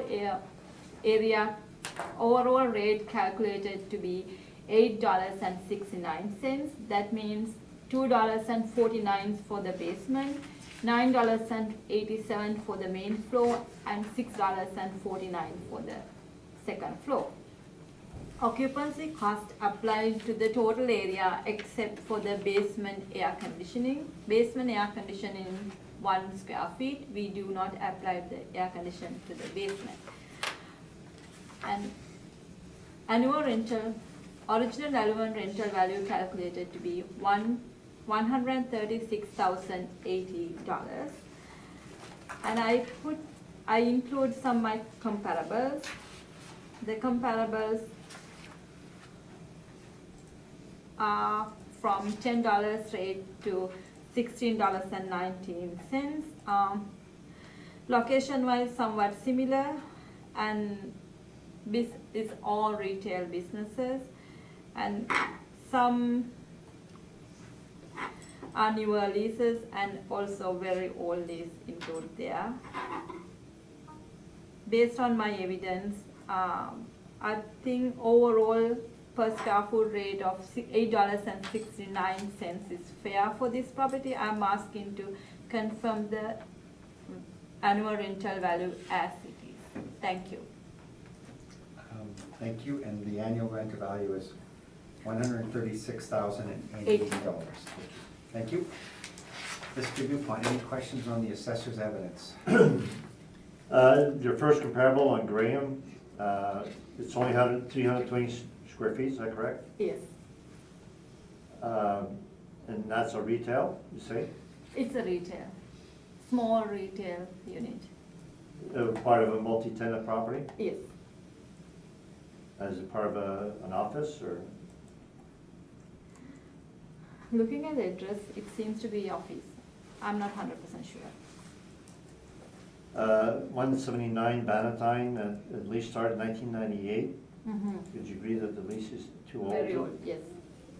It's 20-year lease, still, Is this as owner occupied or single tenant property or a multi-tenant property?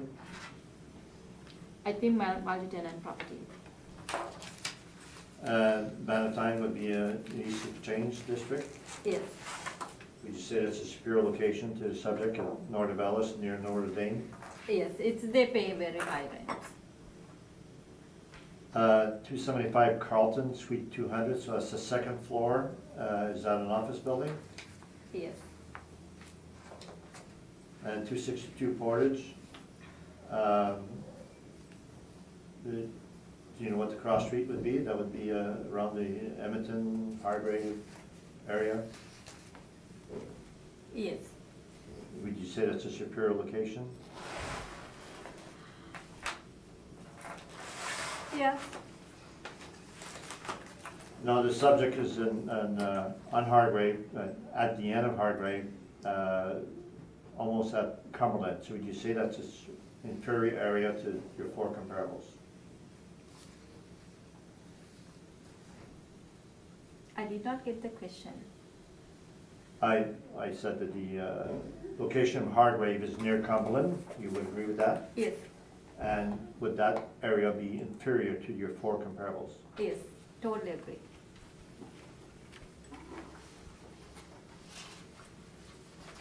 That's all the questions. Thank you, Mr. Dupont. Susan, any questions of the assessor?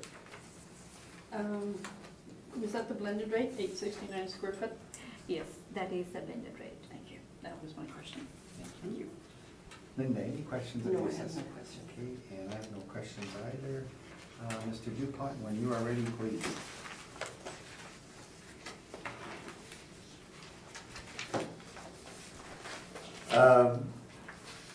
Maybe we should go to number 2. So I did the first part, and I forgot that we had photos of the place, yeah. So we can go through the photos. So for the realty at 2016, the board, we had those photos, so you can see that's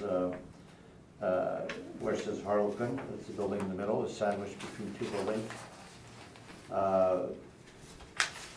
And then page 12, that's the rear of the building, so that's older building. Doesn't look that so good from the back, so it's an old, and page 13 also the other photo. The main floor retail, it shows the retail it has. Excuse me, can I tell me the page, which page you are in? We're in this one. 14 section. 14 of number 2, sorry. Okay, sir. So we have photos. So we went to trouble to inspect, I thought we should show that to the board. The second floor is shown, so it's a lot of racks of properties. They do costumes, and I believe they also do, they used to, tuxedos and that. I don't know if they do still or not. Second floor shows it's like open ceiling, old fluorescent type lights, and we have pipes going across, so it's old style. They have alterations, bottom page 17. Freight elevator in the back on page 18, the rear staircase, looking down from the second floor. Now normally with BOMA, and other ways of measuring the stairways or vertical penetrations are excluded from rentable area. And that's a given, but the assessor in this case did not remove any vertical penetrations or stairways. Second floor is lunchroom, so it's, well, I don't want to give too many negative connotations to it, but you can see this, it's not the best, and they have some storage area in the second floor. Part of that is also show you the basement. And basement storage, you can see on the basement, they have some storage there, and stairs going up. On the last page, 22, is the rent roll from 255 Notre Dame, which is the comparable that we have. And it shows as of April 30th, 2016. Which I believe is from Stevenson, the property manager. Novo Locksmith is comparable of mine, West Can, Newcomers Employment and Education. It shows the rates there. It shows the lease expiry, 2015 for 3 leases, and they're held month to month, and they're still paying the same rent as what the expired rent was as of April 1st, 2016. So about a year later, this shows that the rent roll was at the expired rate. So now if we can go to our main report.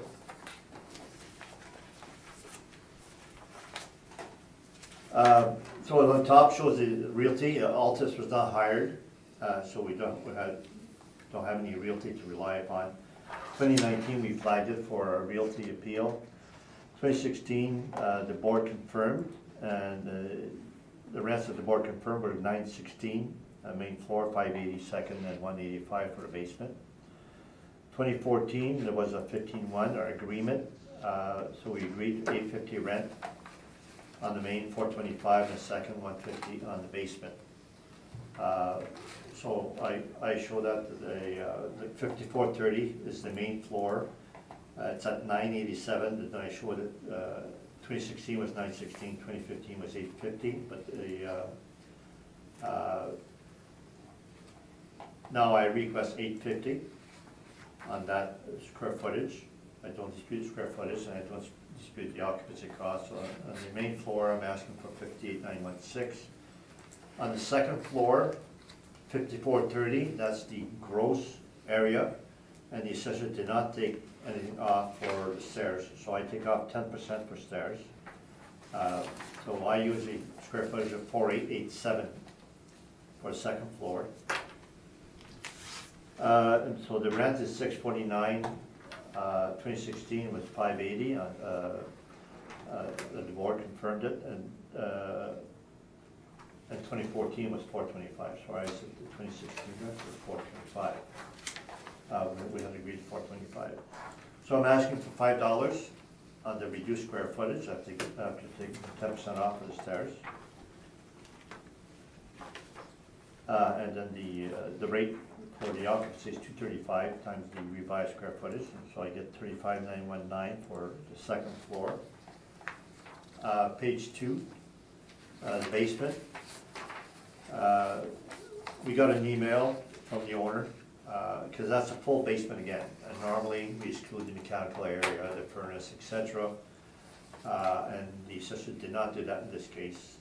I asked the owner, and he says 6% would be used for mechanical, which is 288 square feet, so therefore I reduce the square footage to 4512. It's now assessed at 249 per square foot. 2016 was 185, confirmed by the board revision. 2014 we had agreed to 150, so I'm asking for 185.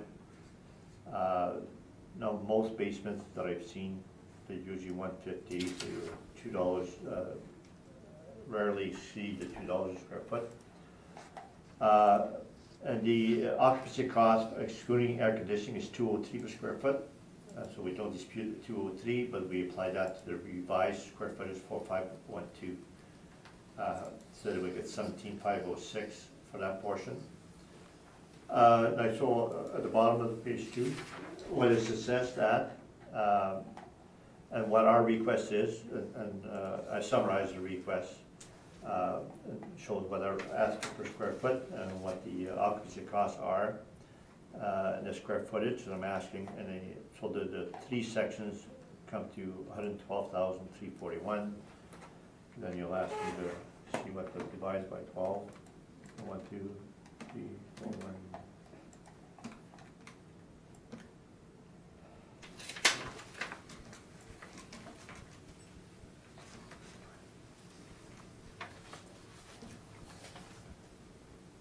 How does 112,327? Yes, that works. Okay, perfect. So there's the evidence. After that, page 3, email. So I sent an email to Mr. Malabar asking him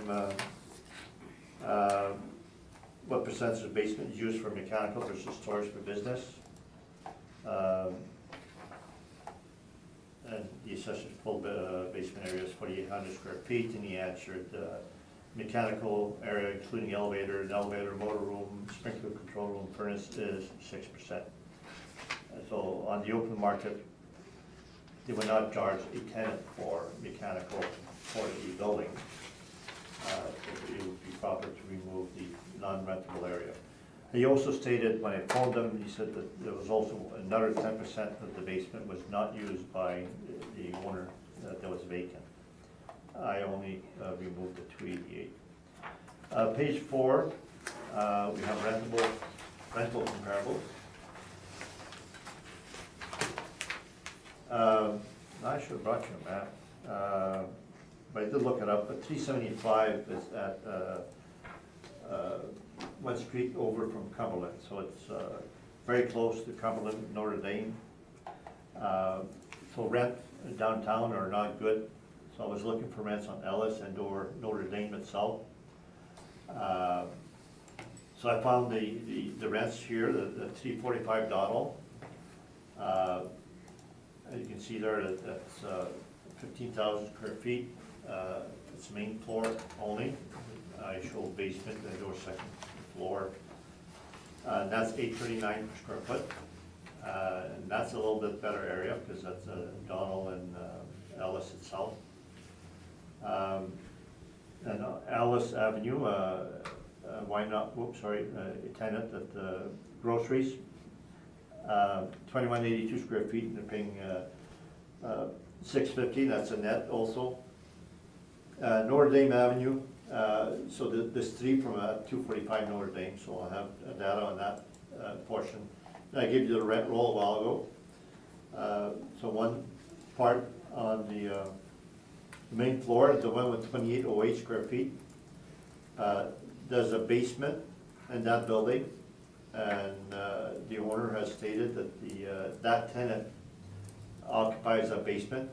The only occupy part of it, the rest is not rentable and or mechanical, but it does have some basement, so the rent includes the access to the basement.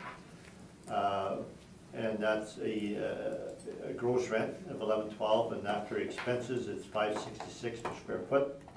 And that was month to month after the 2015 expiry, so it shows on the April 2016 rent roll. It continued at $566 per square foot. Now there's the second floor tenant, and so the subject has a second floor and a basement. So I look for second floor tenants, and so this one in Notre Dame does have a second floor.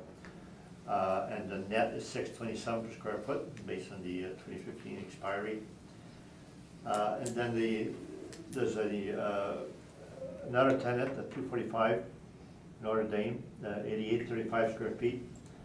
They have 5,061 square feet on the main floor and 3,774 on the second floor. And the overall rent for main and second floor is $654 per square foot. 435 Notre Dame, the rent shown at $577, and there's another one on Notre Dame, 875 Notre Dame, 320. Those rents average $605, sorry. So we have that mainly retail. We do have a couple that have second floor space. So page 5. That's a decision of the board on the 2016 realty. They went with the assessor's evidence, so there was no reduction. Page 7, it's important to look at that page. That's the subject property. The plan area is 5430, and that's the rentable area the assessor has. Basement area, 4,800, that's the plan area, and the assessor has the same amount for the rentable. Therefore, we have to remove the mechanical area.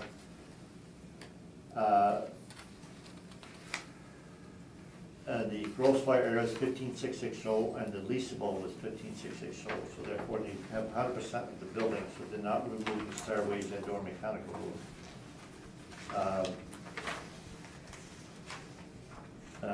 Page 8, it shows the assessor's rental pool comparable.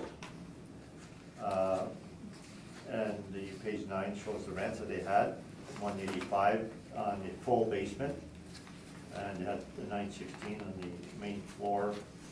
Main floor, actually, I should have removed the stairways also, because the stairways affect main floor and second. My mistake, so there should have been some areas taken out on the main floor. And the second floor is the full area, without excluding the vertical penetrations, maybe with the elevator and or stairs. Page 10, for 2016, we were asking for $7, main and 5 second, 150 basement. The board disagreed with us. Page 11, possibly one of the reasons the board disagreed with us, because all of our comparables were offices. I believe our data was not as good as it is this time. Page 12 is the basis of settlement for 2014.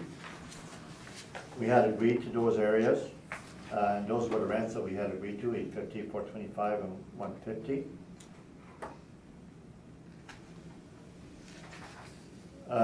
Then page 13 starts with the comparables. So the 245 Notre Dame, it shows that the what those comparables were, and we have the rent roll that from the previous section that also shows that those are the rents in effect April 1st, 2016. There was a basement there, 2236 square feet, not assessed, was not assigning any rentable value. Parking revenue was 18 stalls, and only 4 were not included in the rents above. So that it includes parking also, so they would be superior to the subject because it would include parking. And page 14, our net income for that was from the rents we have above. The previous page, and we were asking for 1032. Page 15 is that comparable, 245 Notre Dame. You may recognize the building because a lot of people will travel in front of that building. So one of the tenants we have is not shown on the main floor, so it would be on the second floor. And the tenant on the left has some square footage on the main and second.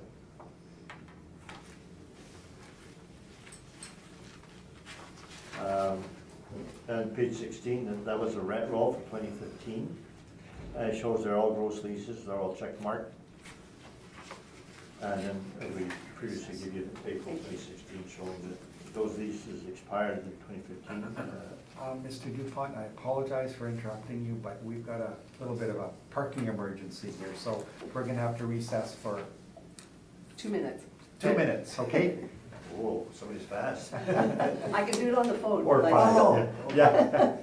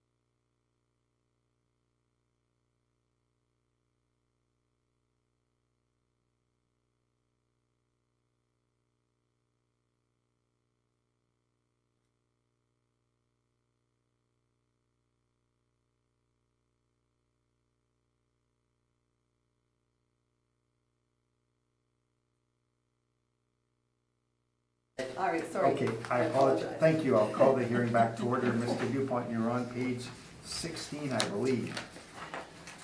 Perhaps 17. Yeah, it moved on to 17. Okay. So that building 245 Notre Dame shows that they have the basement area and the main area 9272, and the above grade was 18544, exactly the same square footage as the main area. So the total gross floor area was 20,781. The page 18 gives you that, but it's more clear that the second floor is also 9272 or 73. And the assessor was not charging rent on the basement. The leasable area is 14,940, and the above grade is 18,545. So you can see that when it's actually rented out to tenants, there is close to 4,000 square feet, 2,000 square feet that's not rentable. And we should do the same by removing the stairs and elevator and the mechanical room. And The assessor was asking for 1329, because they had 130,000 for parking. Page 20 shows parking. So the assessor was recommending 1329. The board says on page 21, they gave 1141. And page 22, this is based on the assessor's recommendation, but the assessor was higher, so that, we're not sure exactly what the board did, but they went closer to the Mr. relative value. Jopon, can I interrupt here? This is the total different property we are talking about Yeah. right now. Oh, yeah, that's a comparable. He's doing his comparables. But it's not the market evidence, this is the No, brief. fair enough, okay. Noted, but. No, it gives all the information on the square footage, the basement, second floor, and the rents that he had. And it may not matter what the board decided, I would agree with that. The evidence is what the rents were mainly, and what was included in those rents, the type of tenants, et cetera. This gives you the background on the rent comparable. So with that objection, I quit. On the last page. Okay.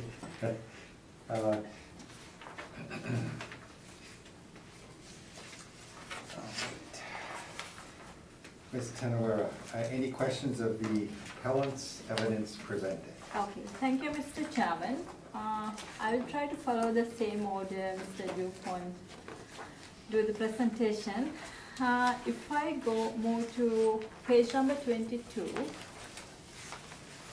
second portion, page number 22.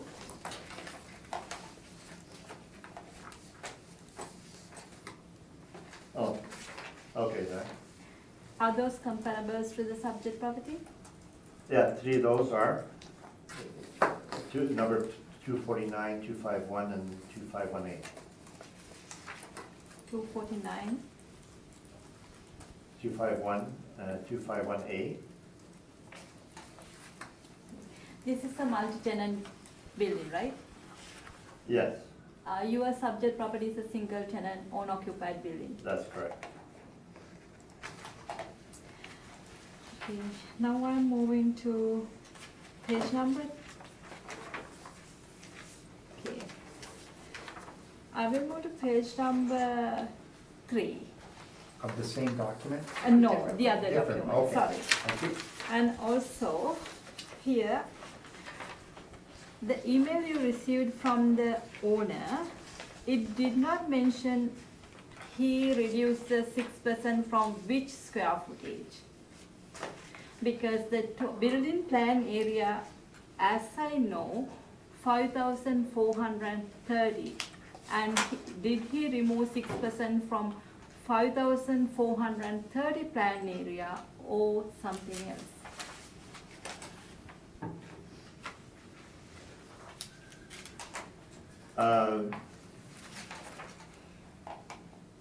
Okay, so I'm not sure what the question is. Yeah, That's a floor area? Okay, no, your page number 3, you send the email to owner asking about what is the correct area and those kind of things. He is telling is 6% should be reduced from plan area of 5,300, No, 430. my email said specifically that the basement area, as per assessor, was 4,800. Okay. So therefore, he would be using 6%, 4,800. Okay, but do you aware that 4,800 is after the mechanical room or those ones? That's because building size is 5,430. And the two pages I submitted, give it today. If I move to page number 1,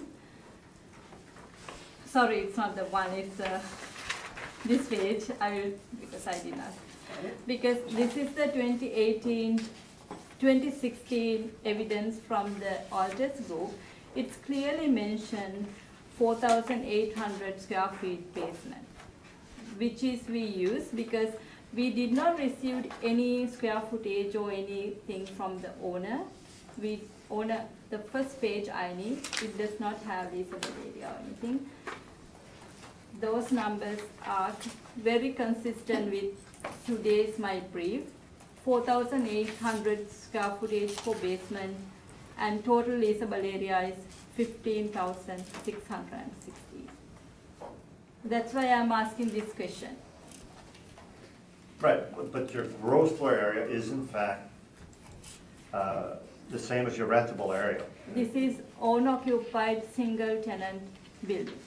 Could I intervene here and ask one question for clarification? Physically, do both parties agree that the basement is 5,430 square feet, but the actual usable area is 4,800 square feet, or physically, or is the That's basement what I 4,800 believe square so. feet?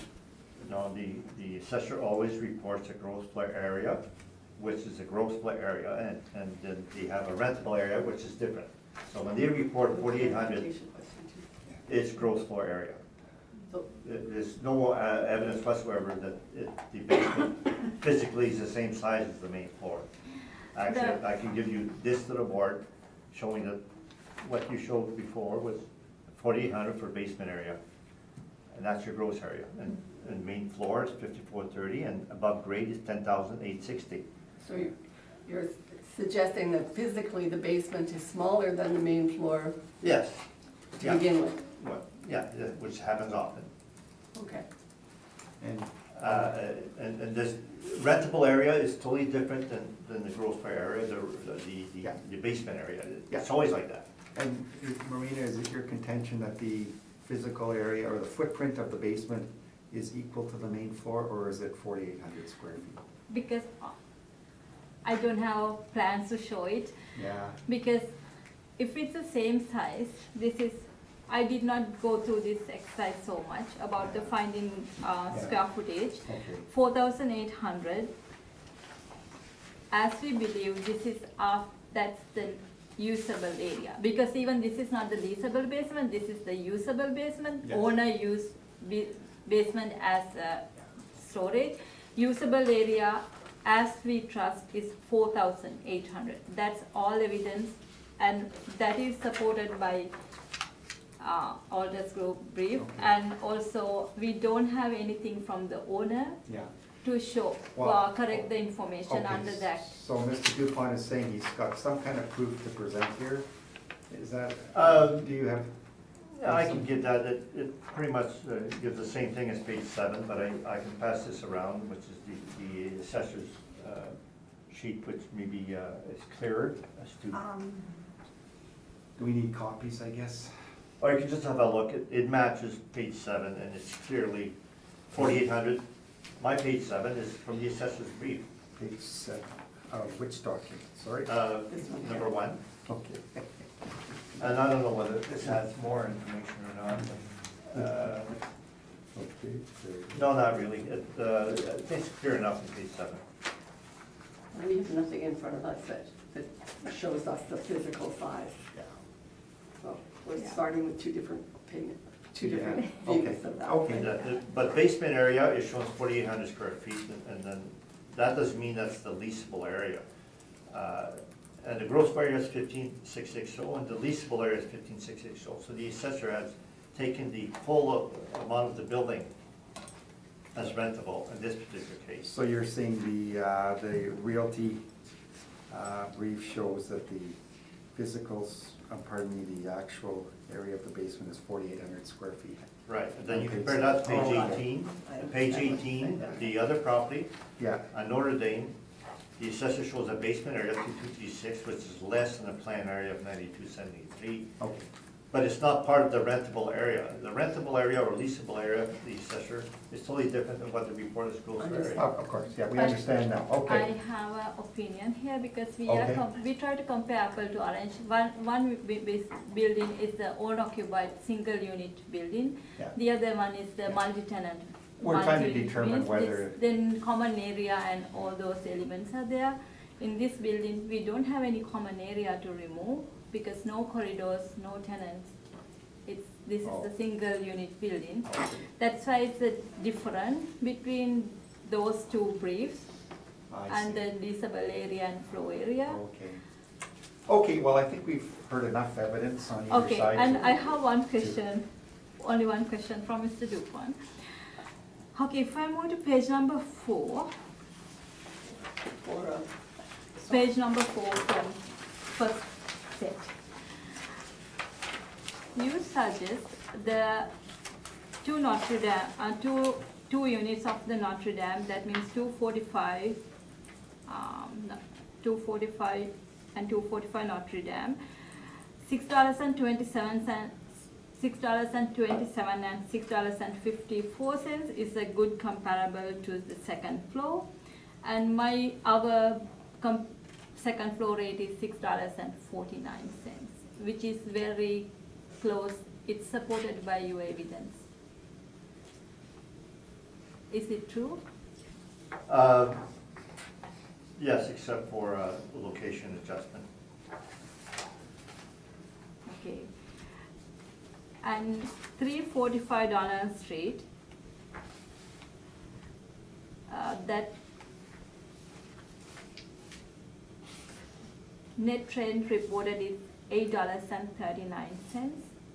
Which that building also have a basement. This is It shows basement area 0. that shows basement area is 0. That does not mean they do not have a basement, because that building does have a basement. Well, I would disagree, and I don't think there's any evidence here to state that. Now, if it did have a basement that's of the same size, it would indicate that the rent based on the main floor area is superior to the subject, which may have a full basement compared to the subject. The basement has no value on the lease. Quite often, when they rent for the basement, they calculate the rent on the main floor area only, and assuming 0% for basement, $0 for basement, because it's included. So if they did have a basement, it would support our position that maybe the basement should have 0 rent.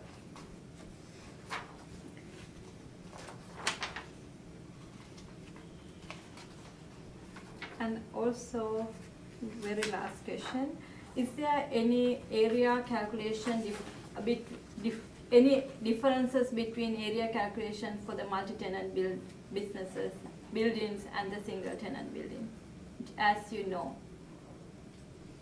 Normally in the marketplace, you're saying? Yeah. There should not be. Like, all offices and or retail should be treated the same. And if you do have an owner-occupied building, there has been decisions at the board on different properties where you should, if you get your comparables from multi-tenant buildings where they have taken out the vertical penetrations and mechanical, you should also compare the subject on the same basis, and therefore you should remove the non-rentable areas that are considered non-rentable for multi-tenant properties. So this property is store, office, and usually mechanical and vertical penetrations are excluded. So we have to be fair and treat the subject probably the same.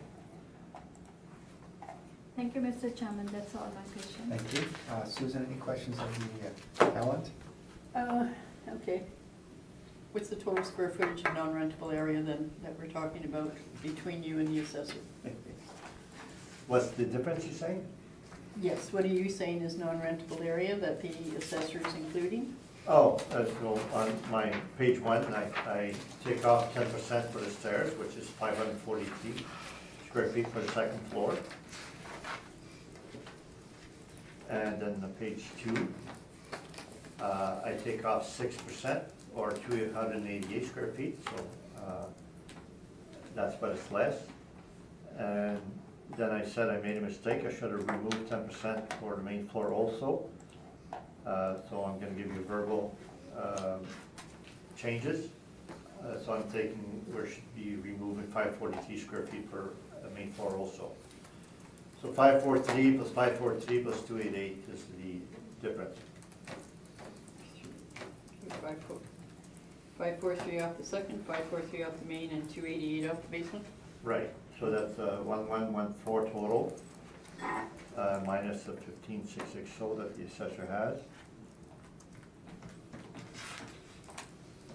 So I'm saying that rentable area should be 14,546 total. Okay, thank you, that was my question. Thank you, Five Susan. forty-six. I'm getting a different I'm number. getting a different number. I had it wrong. Yeah, well, I use the, I think you probably both did, I used 4,512 in the basement, 4,887 on the main floor, 4,887 on the second, am I right? Correct, that's Okay. exactly what I did. Yeah. Oh, yeah. It comes to 14,286. Yeah, so what I removed was 1374, Yeah. not, yeah. 14,286 square feet is your request for square footage adjustment. Right, I agree with that now. Okay. Susan, sorry, Linda, go ahead. So that adjusted square footage then affects your request for the value on page 2. Page 2, I have a revision to that, is that we should also remove 543 square feet from the main floor at 850 rent, Right, which is 4616. right. We should remove the occupancy cost at 235 times 543. 543 times 2.25, oops, sorry, 2.25. That's what, 1276. So then the revised value is 112,320.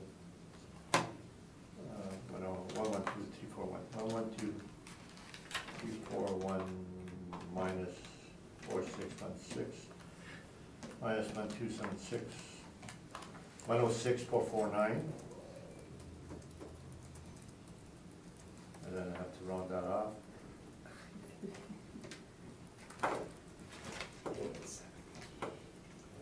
So 106,440.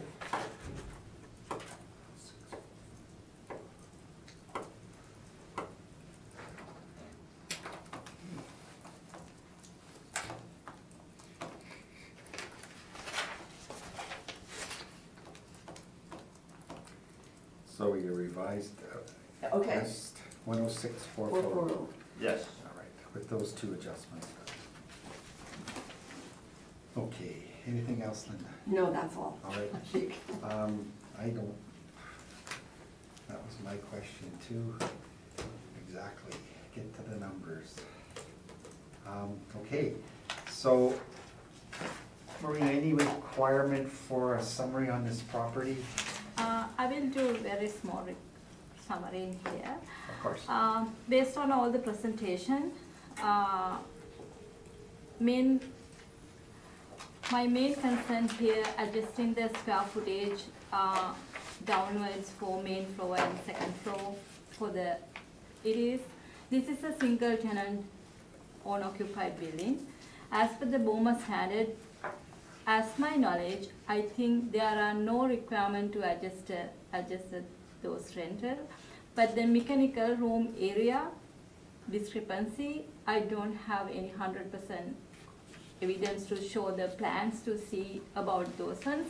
6% mechanical room, I don't have any objection about 6%. As my knowledge, I believe 4,800 after the mechanical room, but I don't have evidence. But as per the BOMA standard, I'm very questionable about removing area from the main floor and second floor for single tenant building.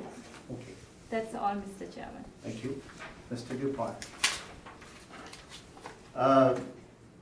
Yes, so the BOMA standards, and I believe it should be same for multi-tenant buildings or owner-occupied buildings. Single tenant building, not the owner-occupied. I didn't hear. Single tenant building and the multi-tenant building. Right, It's- I believe the standards yeah. should be the same whether it's single tenant or multiple tenant, otherwise it would be unfair comparison in the marketplace. And we do have a comparison to that, 191 Broadway, totally occupied by Wawanesa. And we had, initially, the assessor was taking the whole building, gross floor area, and applying rent comparables of other buildings on Broadway, and that's not fair. Because a building like that would have unrentable area. So that over time was reduced down, the square footage down to what it would be if you were a multiple tenant building. That's the proper way of doing it. And she had mentioned that the common areas for other buildings, etc. I'm not asking for common areas. I'm not talking about corridors at all. I'm talking about vertical penetrations, elevators, stairways. That should not be assessed or shown as rentable areas. And mechanical, naturally, so that my argument has nothing to do with common areas. Okay, thank you very much. That concludes 375 Hargrave Street. Next property in the docket is 345 Donald Street. Mr. Dupont, anything to present?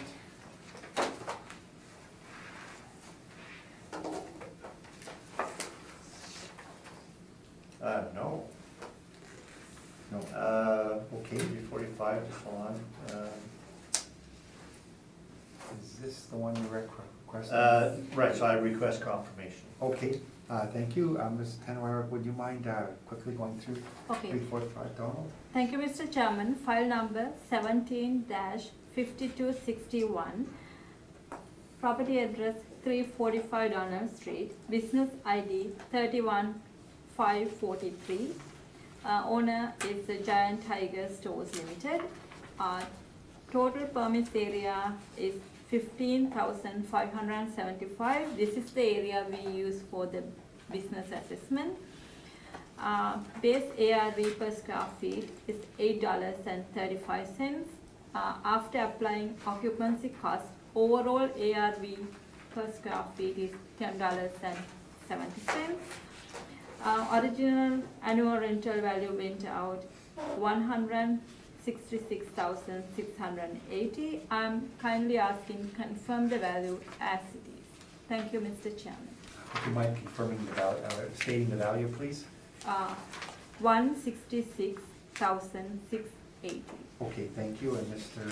Dupont is requesting confirmation of $166,680. Does the panel members have any questions of the assessor? No question. No Okay, thank questions. you. All right. And last but not least on the docket, 3340 Portage Avenue. We've got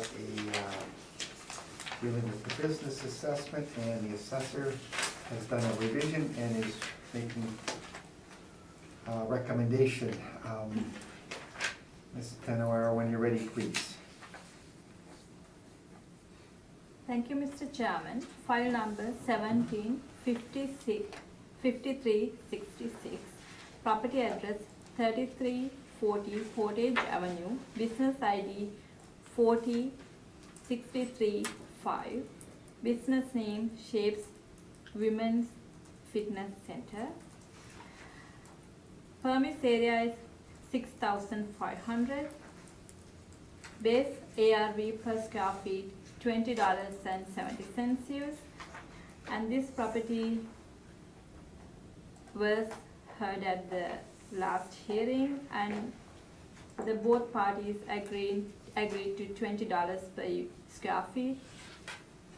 And I'm using the exact recommendation at the realty level. Annual rental value will be reduced to $145,260. Thank you, Mr. Chairman. Thank you. Mr. Dupont. I agree with the figures, so no questions.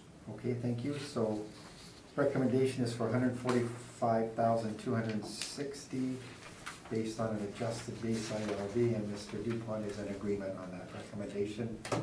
That concludes 3340 Portage Avenue, and that concludes our hearing. Thank you.